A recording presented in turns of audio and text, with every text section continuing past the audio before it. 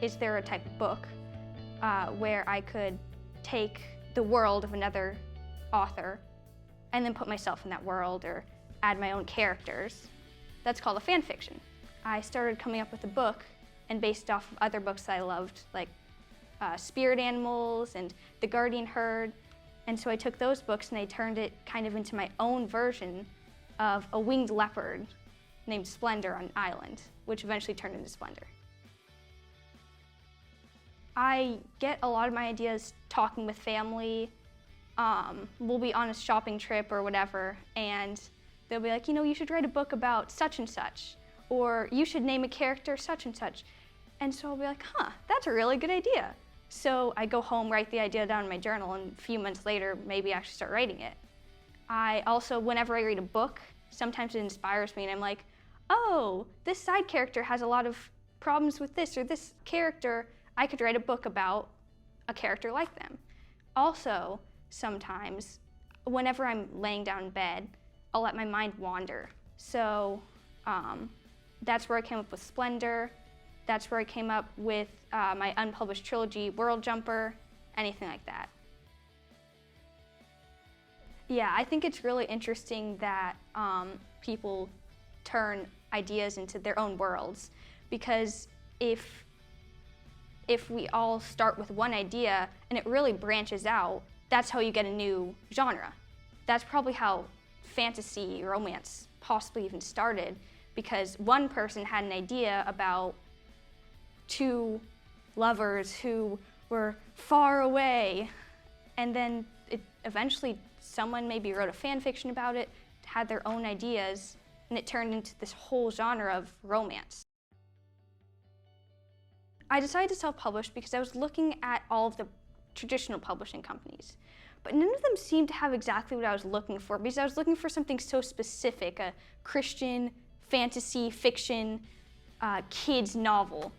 And all of them, even if I had found one, they all seemed to be very expensive and overpriced, and they took 50% of your pay. And I was like, I don't really know if that's worth it. So one day, I was talking with my aunt, and she sent me the link to Amazon Kindle Direct Publishing. And so I looked at it and I was like, oh, that's really cool. I could use that. And a few months later, I actually ended up publishing with it. I would definitely tell any authors who want to self-publish that you should get your own team.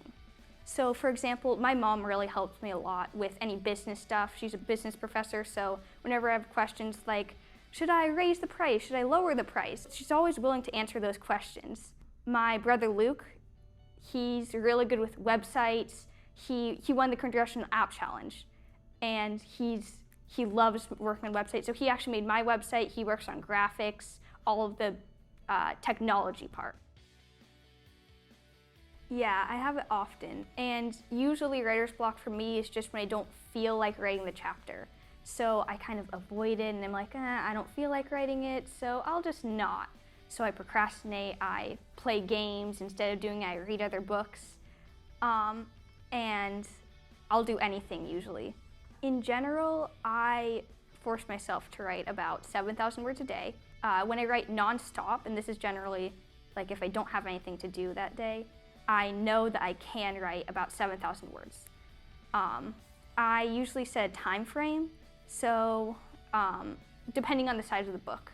So let's say I have a book that I know is going to be about 60,000 words. I'd usually give myself 2 or 3 weeks for that, nonstop. If I have a shorter book, I'll give myself a week, half a week, a few days.